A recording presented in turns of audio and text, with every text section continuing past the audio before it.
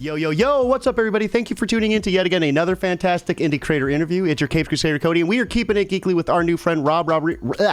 I don't know how I got tongue twist on 2 R's, but here we are. It's Rob Rod, so. We are hanging out and breaking down WhiteOwl issue 1 and his pre-launch for issue 2 and everything in between. Rob, welcome to the stream. How you been, man? I know we've had the opportunity to chum it up in some spaces, but kind of getting this face-to-face is awesome, man. Yeah, man. It's definitely different. I've seen your videos a couple times. A lot of the videos I have the notifications on. So, I've always like, I'm going to be there one of these days. And here you are. We finally got you on, man. We did it. So give us a little bit about who you are and how you got into creating comics. So I've been a writer for as long as I can remember. I think I started writing like novels. But then I was like, if I publish a book or something like that, I won't really have an audience. I won't really have anybody who'll go, oh, let me read this guy's book. So I just kind of started writing like poetry books, started from there, then went on to like screenplays and stuff like that. And then one day I was like, hey, listen, I can do comics. That's awesome. And then I just started. I've been here since. And you're not only just the writer, but you're also the colorist and the letterist too. I mean, did you have any experience of that going into this beforehand? I have experience with Photoshop. Like I've used it for a long time. I always knew that it would be like a good skill to have. And I've always found it fun to just mess around with pictures, coloring or just making a cool edit, So I had some knowledge of Photoshop. That helped me out a lot. But it's, first time, 100%.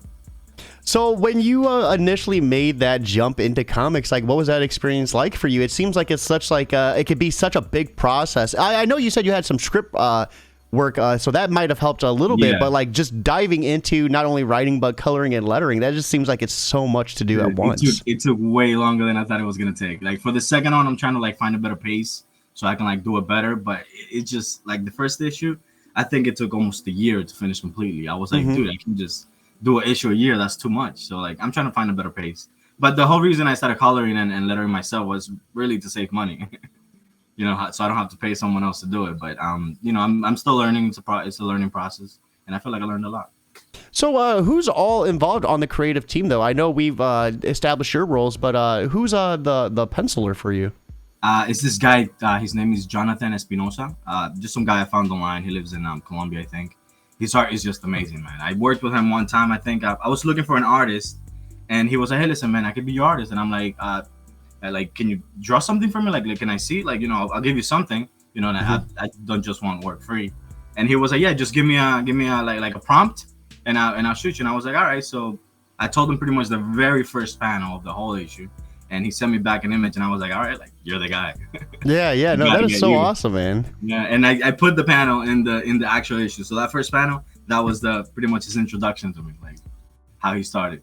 So when you jumped in, I know you had some experience with Photoshop, but lettering, I heard, is its own type of art within itself. Like lettering can be very hard to do. How'd you kind of get some experience with doing that? I think it was, I was working at this job and I would drive like 40 minutes every morning. So I would just like go on YouTube or go wherever, lettering, try to just absorb as much as I can about the lettering. I feel like I learned a lot, but there's still much to learn. I feel like the second issue will probably be better from the lettering perspective. But I'm still gonna do like a revision of the first one, fix a few things that I saw that I'm like, I don't really like that. So I mean, you said it has taken roughly about a year to get issue 1 out. Like, how's that year been for you? Was it mostly kind of just learning along the way, or some trials and tribulations? Yeah, pretty much just learning along the way. At first, it was it was like, let's get this out, let's do it. I was just every day, coloring. And then I realized after like 2 weeks doing that, I kind of burned myself out. I was like, dude, like I see colors. Like everywhere I'm seeing, I see colors floating, and I just see like lines and artwork, and I'm like, this is not good. So I kind of like took like a month or 2 off, and then I came on fresher. I found a way to make the process a little better, a little faster. And I feel like I got a good pace now. No, that is awesome. So let's kind of start breaking down WhiteOwl a little bit. This is an interesting story about Theodore, who discovers he has superhuman or supernatural abilities. Yeah. The first taste of that we get is him kind of being like bulletproof, which I thought was a really like interesting introduction to it. Give us a little bit more about kind of like what went into creating WhiteOwl, like some of your inspirations and some of the early steps. I feel like for the character himself, I took a lot of inspiration from Man of Steel, Superman. He's a really great character that I love, and I felt like a lot of people hated on him because his name is Superman. So if it was just another character written that way, he would have been loved. But I feel like he was a really good character, very selfless and very like stoic, heroic, kind of like always trying to do the right thing. So I felt like I could do something similar to that. And then when he's like suited up, full on White Owl, I felt like he also, it would be fun for him. Like he would have fun with this. It would be Spider-Man-esque, like a lot of like Spider-Man. He won't just be like all serious and stuff how he is normally usually on his regular thing. But he'd be like having fun. He'd be doing his thing and not necessarily cracking jokes, but it would be visible that he loves it, something that he likes. So I started from that, and then the whole idea of how superheroes don't kill, and if a superhero kills, he's automatically an anti-hero, and this guy's dark or this guy can't be a hero. I was like, what if we change the situation, right? What if we made it so that he has no option in the matter? Like it's not something he wants to do. It's something that he does because of his past and his trauma, and it's something that he's actively trying to change. So I wanted to like kind of explore that a little bit, see how that would change the way he's perceived by people. So was that influenced by any chance from Man of Steel, that right there? Because I know Superman had the choice, where he had to kill General Zod because he had no choice, right? So I'm curious, like, kind of, was that some inspiration for you? It definitely came a little from there, but I would say it's very different because the way that it started in the first issue, you don't get the full story, but he has a dark past, right? He has some trauma in him, and there's a certain type of individual that you see in the first 3 pages that when he encounters them, it's not like he can control himself. It's not like, I'm going to take you, to my friend, the cop that's going to put you in jail. He just sees red. He just completely loses it and ends up doing something he regrets.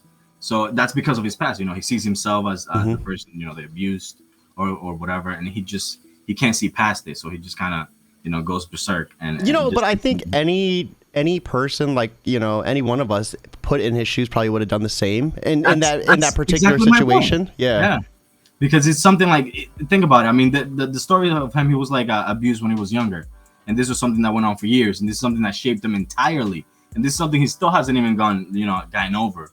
So it's like, all right, like I got these powers, I could help people. So then he starts helping people, and then out of nowhere he finds this guy that's this like other guy that used to do these horrible things to him when he was younger. And suddenly he's a little kid again, and he's not, it's trauma. It's the way it works with his mind. That's why I wanted to sort of change the situation a little bit to where he doesn't even want to do this, and he doesn't enjoy it at all. It's just something that happens. And can he still be a hero if this is a factor on him? You add interesting, such depth and personality to this. Why go this route with it? Why have your hero be burdened with or I wouldn't admit burden isn't the right word. Let me rephrase that. Why have your hero experience trauma and have the weight of that kind of like, on his shoulders? I feel like it comes down a lot to representation as well. I feel like it hasn't been a big showing of people who have been through this. I'm not saying I've been through it myself because I haven't, but I feel like, it's something that's important to tell, and it's something that can definitely shape a person. And if they have these special abilities, it would be even a much greater change. It won't just be, a little thing that happened in my past that I forgot about it. It would be something that's constantly there, something that you're trying to change, and something that shapes you. And I feel like, with his girlfriend, she's also helping him out with that. She understands the whole reason they met was because of this thing, but there's more on that later. And I really love too, he doesn't have a costume in the beginning. Like you see him kind of sitting back and being like, dude, I don't even have a name. I don't have a costume. Like, what am I doing with life? And I think that is a side of being a superhero that we don't readily see. Like we see their training arcs, we see them get the suit, but we don't see them really contemplate. Being trained by this crazy master technique guy who's just like does everything and knows everything and teaches him how to fight like better than anybody else. That's why with the story, I wanted to change, like, do a lot of the things that aren't really presented in most comic book media. Like the things that are not forgotten per se, because it's been there, it's done. It's just like things that aren't, as important to other writers, perhaps, as I think it should be. So, what's your thoughts about the themes of superheroes killing in the mainstream media? Like, I know we kind of danced around it a little bit, but I mean, do you think it's done properly? I mean, with shows like The Boys, I think it's really like getting to a point where it's starting to get amplified even more, where they're starting to break away from superheroes being just friendly and like kind of showing that some heroes can kind of be assholes. Yeah, that's what I'm saying. With The Boys, I think that they took a theme from the comic that really works well with the show. it's way better than the comics, but it just works so well because it's never really been done this way. You know, you've never really seen how every single superhero is just an asshole in his own way, or you know, a complete little baby or something like that. And I think it's really fun to see that. But so they definitely changed the game in that aspect. But I think it works. And a lot of people, I don't like the rigid idea that a hero can't kill, right? I believe that a hero sometimes is a hero because he kills, right? I mean, like, if there's somebody that's threatening to do something terrible or you know, do something that's going to cost a lot of lives, and there is literally no other option but to end his, a hero shouldn't be seen as someone else because he chose to taint his, like, morality or something. Like that.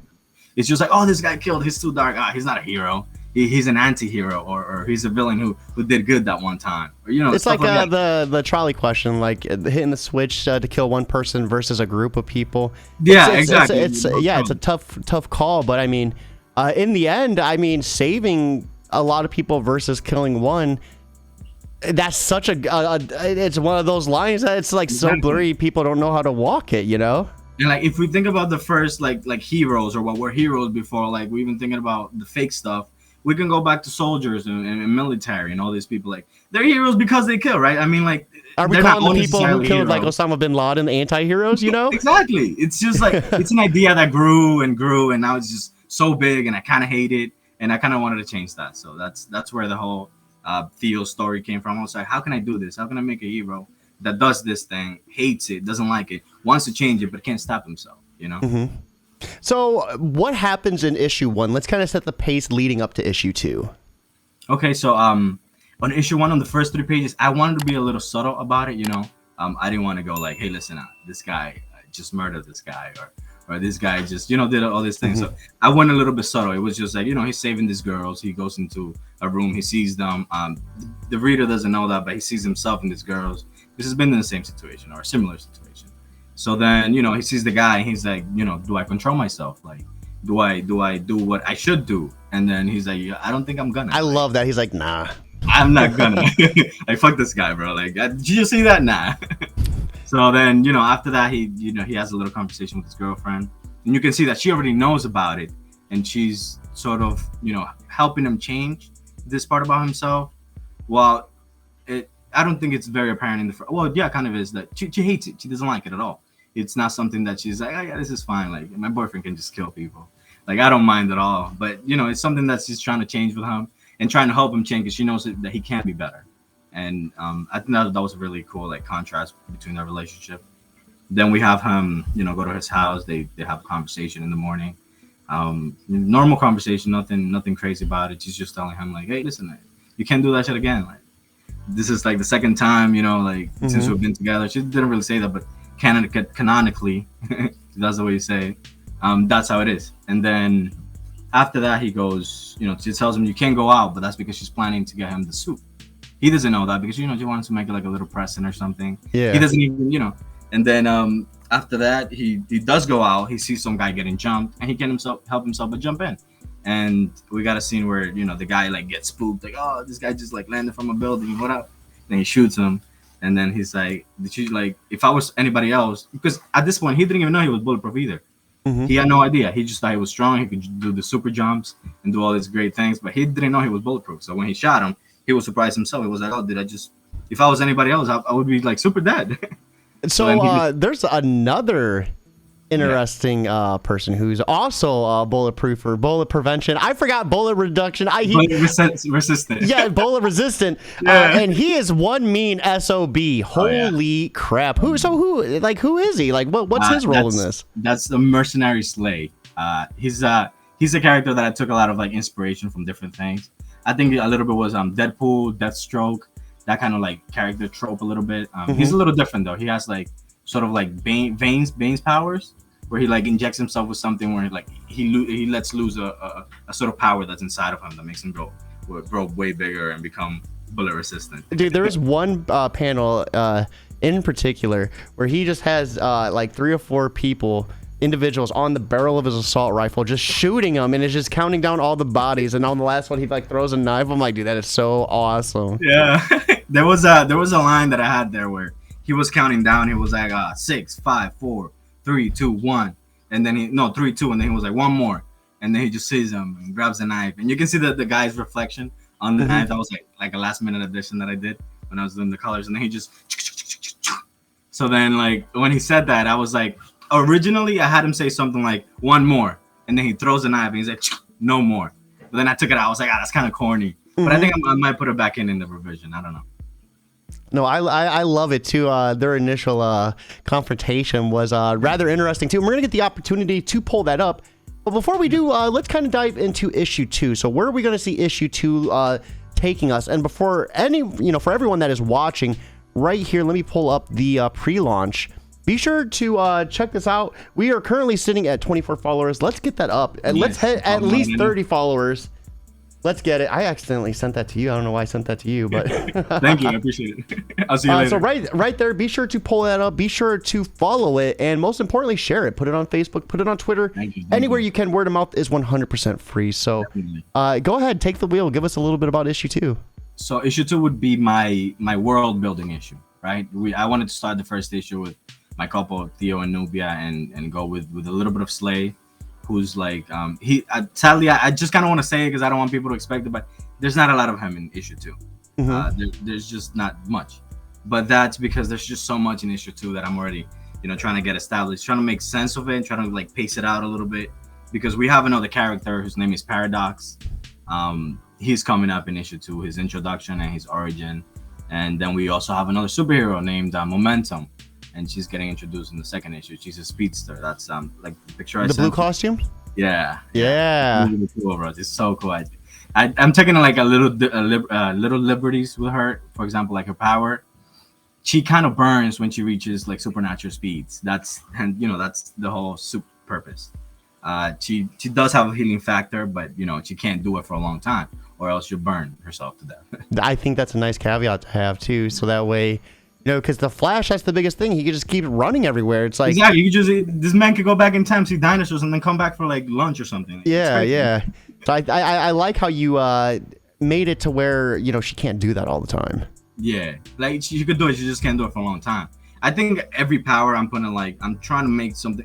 It's fun, sure, but it shouldn't all be fun. There should be some side effects to it, or there should be something that happens that isn't that much fun. Like for example, with Paradox, he's a character inspired by Dr. Manhattan. He's the most powerful character in the whole comic, the whole story.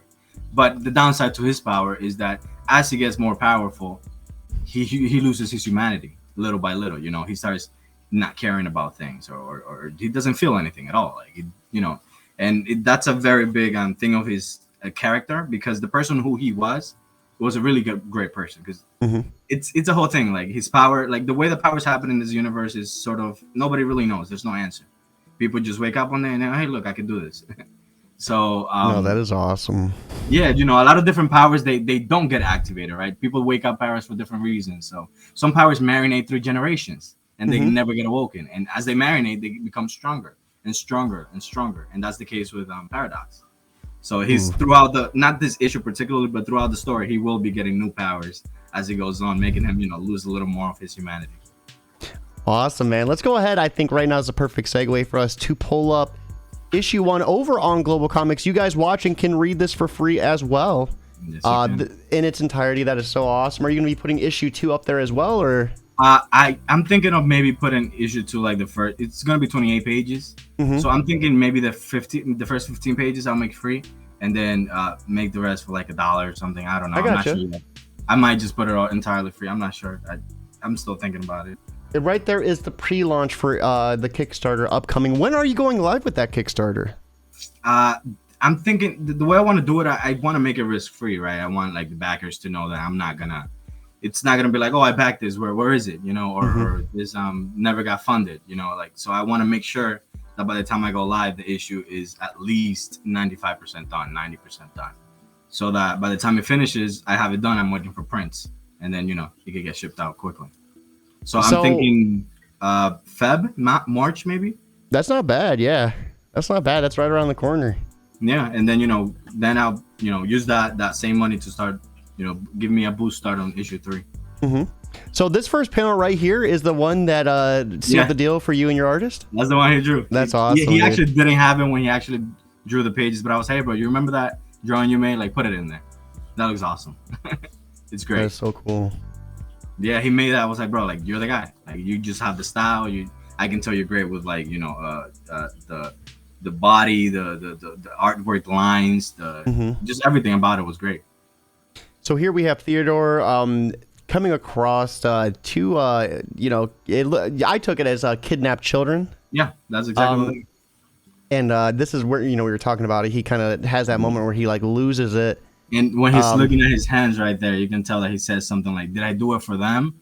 Or like, did I do it for me? Like, what is this, So it's an eternal like turmoil that he's going through, Yeah, I love the emotion too. The way he's kind of like fighting it, and you can tell he hates it. It's not something he likes. It's not something that he goes like, oh yeah, I did a good thing, I also love how playful this relationship is too. Right here we have like the little butt squeeze, and she's like, oh, you have hands. Like that's like your typical relationship, right? Like, so I love how you interjected that. I probably have a girl tell me something like that before. I don't know. And then right here we have him kind of sitting there, and he's like, a superhero with no name and no costume. So kind of reflecting on like almost like how he feels like a failure, being this. Pretty much. Like he's like, I'm starting this, but I have nothing. Like, what is this? And you can tell that right before that his girlfriend's like, don't go out. So she's already planning to get him the suit. So even though she's not in the room with him, she knows exactly how he feels. So I got to ask you, we were talking earlier, you said you were helping, family move. Was the Brooklyn reference here like due to that, or was this like before the move happened? No, it's just like I live in Queens and I like Brooklyn, and it's just cool. Like I felt like, at least for people who live here, they would know that that's a pretty big distance to jump, You go like, oh, I'm in Brooklyn, and you're like, oh, holy shit, I'm in Brooklyn. Like you automatically think, where was this guy? Was he in the city? Was he in Queens, somewhere else far? Like, so he's like, it's in a whole different other county. Like he jumped pretty high, And it's something that you would probably say yourself if you jump and you're like, oh my god, I'm in this other state or this other place. Yeah. This kind of gave me Spider-Man 1 vibes, where he goes to jump the building to test his abilities, right? Yeah. Except this time it looks like your guy's like was ultra successful. Yep. And then he fell, but he took it good. That's what I feel like. That's the obligatory superhero scene. When he's first discovering his powers, like, what can I do? Can I do this? And then here we have that confrontation where he finds out that he's bulletproof. And I love how he, the moment he realized, like, he's like, kill me. Like, what do you mean, kill me? Yeah. He's like, I didn't mean to. And he's like, you didn't mean to what? Kill me? Because I would have been dead.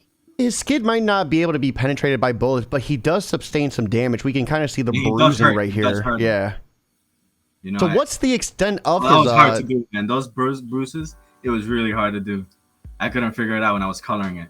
So like with his skin, like can it be penetrated, or like what's I guess his scaling? It's indestructible. He cannot be penetrated by anything. It's that's his power, invincibility. Well, not invisibility per se, but his skin is invincible pretty much.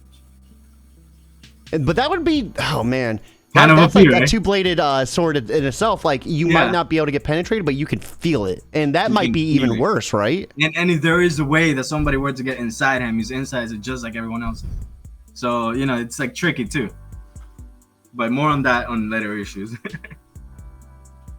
Later issues actually. And then we kind of get our introduction right here to the mercenary, and he is one bad lad. I love how, like, dual wielding the rifles on the shoulders. He has the pistols on the side, the knives right here. Like he looks very 90s, and I love that. He's ready for it too. Has the blonde spike like butch cut. Yep. In the mask. So what's up? The mask looks so visually striking. Is there any like symbolism behind it? The only symbolism behind the mask, I think, would be the personality of Slade. Slade has a real name. He's a real person. And the mask is what made him, who he was in the mercenary world or whatever. So the mask simply represents himself or the other self. But the way the guy drew it, I just saw him like something, some Japanese looking stuff. And he drew that. And then I was like, I asked my brother, I was like, hey, bro, you want to help with the coloring? He said, yeah, show me a page and I'll do it. And he actually colored that entire page by himself. And that's so cool. It's like spot on with yours too. Yeah, right. And when he made the mask, he was like, bro, like I'm thinking of making the little horns like red, like a reflective red, like it almost shines. And I was like, bro, do it. And then he did it, and it looked amazing. And then on the other side, so we have two interesting things going on. We have Slay over here just like blowing heads off, but then we see Theodore and his girlfriend getting the suit, like this exchange of the suit. So I love how it's like one's ultra violent, one's loving, you know, like the two different worlds colliding. Yep, that was definitely like intentional a little bit. And before that too, you get the little cut. It was between Nubia and Slade, like right there, the one right like a few pages before. Wait, wow, what do you mean? If you go up a little bit, scroll up. The pages before that. This page right here. Yeah. There you go. So like on that one page, you see that he has a direct cut between Theo's girlfriend and Slay. Mm-hmm. All over purposeful, you know. Yeah, that is. But I can't say much on it. No, I love that. I love that. That has some pretty serious implications. It seems like. I don't know. And then right here, this was the panel that I was talking about, where you kind of have him going up against these four right here. Man, crazy. It's such a cool image right here. It's just like, I love how that came out. The colors, like you see it with the gun and the flashes and the red. I just love how that came out so much. I think it looks great. I use actually those 3 panels on the bottom where he throws a knife to like whenever I disagree with someone on Twitter. Like you said something I don't like. And then we get a look at the first glimpse of him in the suit, and this is badass. What was some of your direction with the artist for the suit, like the design? I told him to take a lot of inspiration from Spider-Man, to be honest. He sent me like the first thing that he did, and I was like, I don't really like this, so I looked for some reference, and I was like, something more like this, you know, like something that you could tell that he's flexible, or like he just landed there type of stuff. He's not posing or anything like that. Superhero landing, we got to get it, man. Yeah, exactly. It's important. One of the must-haves, right? Then we have how he comes up with his name, sort of. That's one of the pages that I want to revise a little bit. I love the social media, like right here, like on Instagram and such. That was gonna be a whole thing, to be honest. I was gonna do like, you know, have you ever played this the Spider-Man game for PS4? Mm-hmm. There was like a loading screen, and on that loading screen, you would see like posts from different New Yorkers saying, "Oh, Spider-Man." Yeah. I wanted to do something like that for it. Like, you know, the last 2 pages would be people talking about WhiteOwl. No, that is so. That's actually that's a really cool concept. I love that. Yeah, and then I still haven't done it, but I might. A huge showdown right here. So we see WhiteOwl going up against the mercenary, and I love this brawl because he's like, "Oh, you're superpower too." Like. Yeah. So am I. I'm like, oh damn! Like he had never encountered someone like that before, so it was new to him. You know, he's like, yeah, right here catches his punch. He's like, me too. Exactly. He's like, I'm just gonna punch this guy and be done and go about my day. But then the guy's like, hey, I got powers too. And then right here, he rips off his shirt. He's like, actually, I'm bullet resistant. Yeah. Which is really cool too, because you can tell he's not bulletproof, but he's on his way to get there, kind of. And then we see him right here injecting it too. So what is this serum? Do you have anything you can give us about that, or is it spoiler territory? Yeah, so he was experimented on, right? And his actual natural form is like that when he's big like that. The problem with that is he's more temperamental, more primal when he's in that form. He just follows emotions and feelings. Mm-hmm. So after a while, you know, been years being like that, he just sort of found this antidote or this little cure, not a cure, but he can kind of like keep it down for a little bit. So he would have to be taking that like every few weeks or so to keep himself from turning. And he has the other one where he could just like inject that and automatically turn. And then I love how I hear like he's about to smash these guys, but then WhiteOwl comes in here to stop it. Real quick, we have J. Michael Miller stopping in to say action looks great. Jay, welcome to the stream. How are you doing today, man? Yeah, I love this showdown too. And then he busts out a freaking grenade launcher, because what superhero showdown isn't whole without a grenade launcher, dude? Without an explosion, right? I love it, man. You're saying he's like 90s influence, and this is about as 90s as it gets right here. Like Thank Terminator 2 vibes, you know? Yep, definitely on purpose. I definitely thought of that. It was just such a cool character. I'm like, he's got to be, he's got to have everything. Mm-hmm. This guy. So, what great way to end the fight than to have them sort of blow everything away and escape in the wind. And then so we have him kind of getting hemmed up with the police right here, it looks like. That was really cool for me, because I love when like serious moments bringing like just ridiculous little things that it shouldn't really be there, or if you saw it without context, it will make absolutely no sense. Like the man is talking about an omelet. I find that hilarious. And then I kind of love how this ends up too. This is like such a trippy like panel right here. Like they're both sleeping in bed, and then so is he like facing through the wall? Yeah, he's like he teleports. So like he has many different ways of doing it. He could literally just like vanish, or he can just sort of open a portal, wormhole type that would just you see he has like some space kind of like themes going on or something. I don't know, but it's just the power that he has, and he's the type of person that he's not really big on boundaries. Yeah. Like I love the part where he's like, appear in my living room and knock like a normal person. And I love this too. We see the mercenary driving off, and he's reaching out to a contact right here. You can actually see the messages if you sort of zoom in. Let me do that. Yeah. Actually, that girl over there, she's the one that's waiting on him. Just a little dark, but it's there. Also love how Global Comics has this double page layout. It makes it like so clear. I don't know if I can see it in the double page. Let me see if I can get it in the single. Probably in the single, and then just zoom in. I usually, to be honest, do the one scroll. For some reason, that's just how I like it. No, I do too, but it's easier to show 2 pages at once. Yeah. About half the clicks. Yeah. Yeah, I don't think it's going to let me zoom in just because the way I have it pulled up. But so what's going on here, if you can give us a little bit? So more on this comes in issue 3. This is pretty much what Slade's going through, or what it is. This is his girlfriend at the time. Maybe not his girlfriend, but somebody who, a loved one, let's say, right? So he was supposed to meet her, and they were supposed to.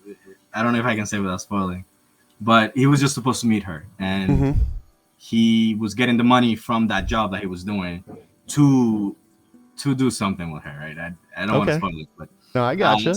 So the fact that he wasn't able to complete the job makes him sort of prideful in a way that he's not gonna. And you can tell that he's looking at the messages like, she's telling him something like, "Oh, where are you?" And then she's like, "I'll know you. I know you'll come. I'm just waiting." And he has a message on sent too. Yeah, he wrote something like, "I can't face you after failing you," or something like that. But the idea is that he deletes the message and he doesn't send it at all. But it's kind of hard to show. No, it's funny. The way I actually send that, I sent the messages to my girl, and she was like, "What the fuck, babe?" And I was like, "No, send this back to me." Yeah. No, that is awesome. So after going through issue 1, and for everyone watching, right here is the link to the pre-launch for this, for issue 2. What would you like to say to anyone who might be on the fence about backing issue 2 when it launches? I would say that if the first issue felt a little bit, I don't want to say small because there was a lot of stuff happening, right? But if it felt like it just wasn't enough of an established world, issue 2 will definitely correct that. There are many characters coming in issue 2. There are more characters in the story overall, but from issue 2, I think is where the story really starts to take shape. We get more relationships that are important going forward. We get more characters that are important going forward. And we get just a bunch of epic stuff. It's called the Bloody Path. So it's gonna be bloody, it's gonna be dark, it's gonna be fun, it's gonna have heart, it's gonna be another trip, I think. That is so awesome, man. Thank you so much for swinging by and breaking down WhiteOwl issue 1 and 2. This was an awesome time. Before we wrap things up completely, I always love ending the show on a strong note, and that's asking for a bit of advice. So for anyone out there who is struggling getting going with writing or art or anything in between, what advice would you have for them to help them just get motivated to start? I think you just gotta do it, man. You just have to sit down and be like, you know what, like I'm just gonna do this. If you can't sit down, if you don't have a computer, you don't have the time, go on your phone, go on a notes app. You're in the train, you can write a little bit. You're in somewhere else, you can write a little bit. Sometimes I write 2 pages. Another day I write 3 pages. Another day I write 4 pages. By the month, I realize I have the whole issue mapped out. And then I just put it on Google Docs or wherever and start fixing it up. So it's just get started. But when I started WhiteOwl, I was working on another comic with a friend of mine it's called Faint. I think that's still the best comic writing that I've ever done. It's like super dark. It's super fun. It's like we're still gonna make it, but it was taking a long time. And my friend was, "Hey, listen, I'll draw it. You write it. Let's do this." And I was like, "Let's do it." But he got 2 kids. I have 2 kids. He has a full time. I have a full time. So it's hard but we've decided that we're gonna hire somebody for it. So after it took so long to do that, I was like, listen, like I really want to have my comic out there. So yeah, I just started writing WhiteOwl, and to be honest, it wasn't even fully prepared when I found the artist. I found them, and I was like, damn, I kind of have to fix the script a little bit. So like I spent the next 2 days just trying to fix the whole thing, just going hard, and yeah, because I had the whole issue mapped out, but it was just like it wasn't written like a script. It was just like my ideas thrown in there. It was. I would not be able to let anybody else read that. That wasn't me, because they wouldn't understand it. They would be like, "What is this, bro? What are you writing?" No, that is so awesome. Fix it up and just get started. I think that's all it is. Just if you manage to write one page today, you can write another page tomorrow, and you just keep doing that. By the end of the month, you have the whole thing mapped out. Yeah, 24 days. You have 24 pages. That is awesome. Rob, thank you so much swinging by. This was awesome chat. Everyone watching right here is the link to sign up for the pre-launch. Let's get that. We're at 24. Let's get it to 25. I'd like to see it hit 30 though. Let's keep pushing it. Aubrey, Chris, Diamond. We have time. Aubrey, Chris, Diamond, over on YouTube. Good advice. Yeah, I think that is really sound advice as well. Everyone watching, this has been a fantastic Wednesday, new comic book day. Make sure you sign up. But most importantly, guys, keep it geekly. Keep it geekly. All right.